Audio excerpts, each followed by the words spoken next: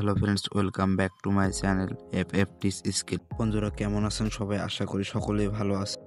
আপনাদের সকলের পরিচিত একটি অ্যাপস ক্যাপকাট, সেটির মাধ্যমে আপনারা সচরাচর ভিডিও তৈরি করে থাকেন। তার মাধ্যমে আজকে আপনারা কীভাবে ফটো এডিট করবেন সেই বিষয় নিয়ে আজকে আমার ভিডিও। চলুন আর কথা না বাড়িয়ে আমরা আজকের মূল ভিডিওতে চলে। প্রথমত ক্যাপকাট অ্যাপসটি ওপেন করে নিতে হবে এবং ওপেন করলে দেখতে পারবেন নিচের দিকে এডিট অপশনে একটা ক্লিক করে দিবেন। ক্লিক করে দেওয়ার পর একটু লোড দিবে এবং উপরের দিকে দেখতে পারবেন ফটো এডিটর নামে একটা অপশন রয়েছে, সেই জায়গায় আপনারা একটা ক্লিক করে দিবেন। ক্লিক করার সাথে সাথে দেখতে পারবেন আপনাদের সামনে আপনাদের গ্যালারিটা শো করতেছে। তো আপনাদের গ্যালারিতে থাকা আপনার যে ছবিটা এডিট করতে চাচ্ছেন সেই ছবিটি সিলেক্ট করে দিবেন। ছবিটি সিলেক্ট করার পরে একটু লোড নিবে, তারপরে দেখতে পারবেন এরকম একটি ইন্টারফেস চলে আসছে। নিচের দিকে দেখতে পারবেন অনেকগুলো অপশন রয়েছে। এই জায়গা থেকে একটি অপশন খুঁজে বের করতে হবে, সেটি হচ্ছে যে ফিল্টার নামে একটি অপশন খুঁজে বের করতে হবে।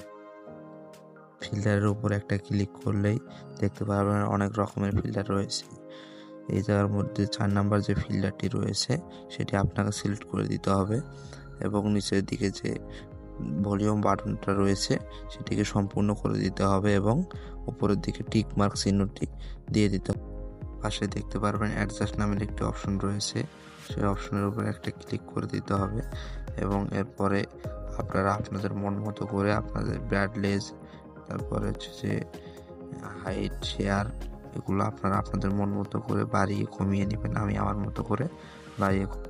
এখানে আরেকটি বিষয় খেয়াল রাখতে হবে, আমি যেগুলো দাগিয়ে দিচ্ছি এগুলো এই পাশ থেকে আপনারা একটু কম বেশি করে অ্যাডজাস্ট করে নেবেন এবং এর পরবর্তী যে অপশনগুলো রয়েছে এগুলোর কোনো কাজ নেই, এগুলো আপনারা ব্যবহার করবেন না।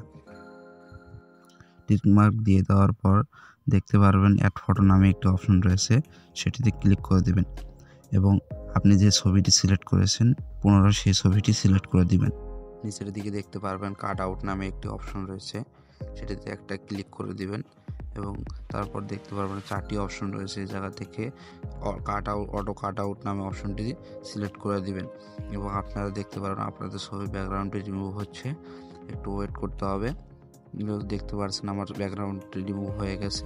এখন আপনারা আপনাদের মন মতো করে আপনাদের ছবিটি যেরকম আছে ওই রকমভাবে ডুপ্লিকেট করে বসিয়ে ছবিটি সুন্দরভাবে নিজের মতো করে বসিয়ে নেবেন যাতে আগের ছবিটি না দেখা যায় এবং আপনারা আবারও অ্যাডজাস্ট নামে অপশনটিতে আসবেন। আসার পরে আপনাদের ছবিটি ব্যাকগ্রাউন্ডের সঙ্গে একটু অ্যাডজাস্ট করে নেবেন। সবার ছবির কোয়ালিটি এক হয় না, যার কারণে আপনার ছবিটি যেরকম করলে ভালো দেখাবে সেরকম করে আপনিও করে নেবেন। তারপর আপনি উপরের দিকে দেখতে পারবেন টিকমার্ক চিহ্নতে ক্লিক করে দিবেন।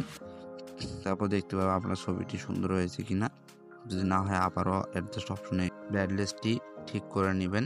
তারপর উপরের দিকে দেখতে পারবেন এক্সপোর্ট নামে অপশন রয়েছে, এক্সপোর্ট নামে অপশনে ক্লিক করলে আপনাদের ছবিটি গ্যালারিতে সেভ হয়ে যাবে। তো বন্ধুরা আজকের ভিডিও ছিল এই পর্যন্তই। ভিডিওটি ভালো লাগলে লাইক করবেন, সাবস্ক্রাইব করে সাথে থাকবেন। ধন্যবাদ।